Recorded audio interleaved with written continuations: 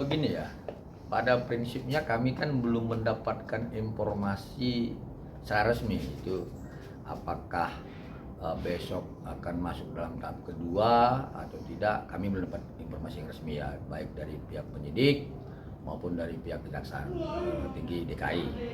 Tetapi kalau melihat ya perkembangan informasi kemarin kalau nggak salah ya, Kabid Humas Polda Metro Jaya menyampaikan dalam press release-nya bahwa hari Kamis akan dilakukan tahap kedua seperti itu. Jadi kami dari penasihat hukum Dr. Reza Gladys menganggap bahwa itu hal yang wajar. Kenapa? Karena pada saat tahap pertama dalam penetapan P21 yang diumumkan tanggal 2 Juni kemarin, tetapi kemudian setelah diketahui berdasarkan press release bahwa penetapan P21 tanggal 8 Juni, kami ya melihat ini gimana ya, seharusnya tidak terlampau berlarut-larut gitu ya. Seharusnya begitu tahap 1 ya harus dengan segera dilaksanakan tahap kedua. Untuk dengan segera kemudian harapan kita dilaksanakan persidangan di Pengadilan Negeri Jakarta Selatan. Nah, jadi kenapa kami berharap seperti itu?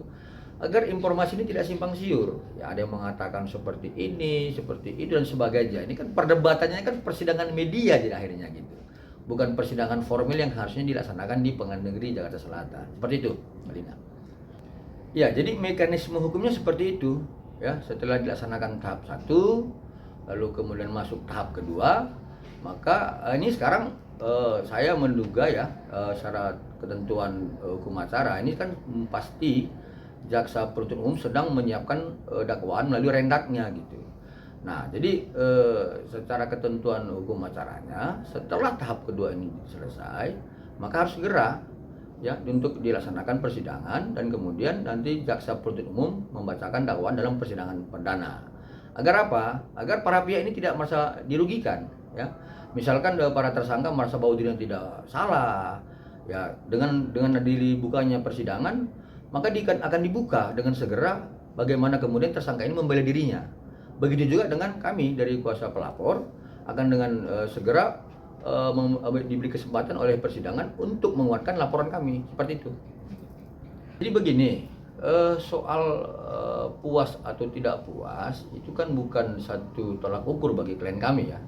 Tetapi tolak ukur bagi klien kami adalah bagaimana kemudian pengaduan klien kami tertanggal 1 Desember 2024 terhadap 4 orang dan 4 peristiwa, dan juga laporannya LP klien kami dengan nomor 7355 tertanggal 3 Desember terhadap 3 orang dan 4 peristiwa, ini yang seharusnya dilaksanakan oleh pihak penyidik ya. Tetapi kan faktanya nggak seperti itu. Faktanya bahwa sejak Maret yang ditetapkan ya hanya 2 orang tersangka, kemudian ditahan, lalu tidak ada perkembangan terhadap laporan klien kami ke orang yang lain gitu. Nah, jadi kan hal yang aneh kami terus sampaikan berulang-ulang gitu ya. Laporan klien kami ini terhadap 4 peristiwa gitu, dan terhadap beberapa orang, bukan hanya 2 orang. Ya seharusnya pihak penyidik melakukan pengembangan, penyelidikan dan penyidikan terkait laporan klien kami, bukan berhenti terhadap sesuatu hal gitu. Tapi kami juga terus melakukan upaya-upaya hukum, contohnya seperti memohon melakukan gelar perkara khusus. Ya, kami juga berharap, walaupun nanti setelah persidangan dimulai, kami tetap berharap agar gelar perkara khusus itu dikabulkan oleh pihak dari Mabes Polri. Dan juga kami dalam fakta persidangan akan membuka itu, ya. Klien kami akan membuka tentang kesaksian dalam BAP, kemudian tentang saksi yang lain, bahwa sebenarnya laporan kami itu bukan hanya terhadap 2 orang. Jadi kalau ditanyakan apakah kami puas, ya ini normatif gitu, ini normatif, dan menurut kami tidak sesuai dengan apa yang dilaporkan oleh klien kami pada saat dia membuat laporan Desember 2024. Seperti itu. Begini, jadi ya kalau ada ya rekan sejawat kami yang di sana yang mengaku dari penasihat hukum inisial O ya, dia juga tidak punya hak untuk mengomentari saya. Itu pertama yang saya tegaskan ya. Di dalam Undang-Undang 18 tahun 2003 itu dijelaskan di pasal 6 huruf B. Dia itu kasus sama rekan sejawat kami harus bersikap patut dan wajar seperti itu. Dan memang seperti Mbak Lina sampaikan, ya kita ini ya saya juga dengar itu yang disampaikan. seperti pemain baru, dia bilang begitu kan. Kita bukan pemain, kita advokat. Ya. Kalau advokat itu jelas di pasal 5, bukan pemain tapi penegak hukum. Jadi apa yang kita anggap itu kurang dan menurut kita itu tidak dilaksanakan, ya kita dorong. Ya artinya kita bukan mengintervensi penyidik, tetapi bagaimana azas legalitas itu, due process of law itu harus dipahami. Ya, itu due process of law itu harus dilaksanakan. Artinya apa? Hukum acara pidana itu ada. Ya, ketika ini dikaitkan dengan laporan dan kami terhadap 4 peristiwa. Peristiwa 27 Oktober itu kenapa nggak dilakukan pengembangan? Ini yang kami persoalkan selama ini. Jadi kalau misalkan dikatakan mungkin penasihat hukum, pelapor, pemain baru sebagainya, kita bukan pemain. Ya kita advokat. Advokat itu adalah penegak hukum. Ya, apa yang ditegakkan hukum, bukan bermain-main. Ya bukan jadi pemain seperti itu. Jadi kalau kemudian dikatakan saya tidak mempunyai hak untuk mengintervensi, ya beliau aja, ya Bung itu nggak berhak juga mengomentari saya.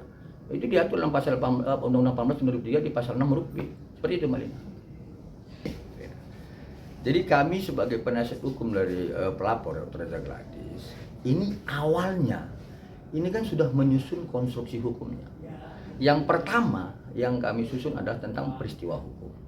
Kemudian terhadap peristiwa hukum ini, ada nggak barang bukti yang berkaitan terhadap peristiwa hukum itu? Kemudian barang bukti itu akan kita compare menjadi alat bukti sebagaimana pasal 184 KUHP. Nah artinya bahwa kalau ada pihak lain yang berpendapat ini tidak layak dipersangkakan dengan pasal 368 KUH pidana atau misalkan undang-undang TPPU, ya pihak lain kan nggak memahami apa yang kami sajikan kepada penyidik. Dan kalau kemudian kami harus menyampaikan pembelaan melalui media, kami memiliki ini dan memiliki ini sebagainya, itu kan melanggar kode etik. Kenapa? Advokat itu diatur kewenangannya ya. Salah satunya adalah menjaga kerahasiaan klien. Dan yang kemudian kami ini kan penasihat hukum pelapor. Yang berhak untuk menjadi pengacara negara nantinya adalah jaksa penuntut umum, bukan kami. Tetapi kami hanya menyajikan kepada penyidik tentang barang bukti yang kemudian menjadi alat bukti.